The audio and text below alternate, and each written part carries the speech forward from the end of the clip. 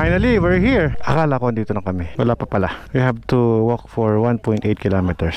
Mga 30 minutes pa siguro to. May isang oras kami naglalakad eh. May isang sumuko na rin. Ayan oh. He just dropped his bike here. Taas na namin ah. Tayo pa.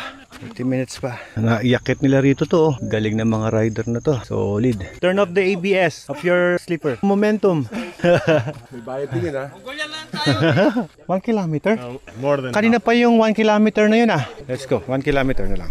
Yun, finally nakakit tayo dito sa ranger station. Our group is complete. Akit na kami ngayon. Malapit na lang pala. 500 meters na packet. Ito pala guys, pinupuntahan talaga ng mga turista. Pinaliparan ko ng drone para makita nyo yung view. Maganda naman talaga. Dito makikita mo yung buong Albay. Ayun oh.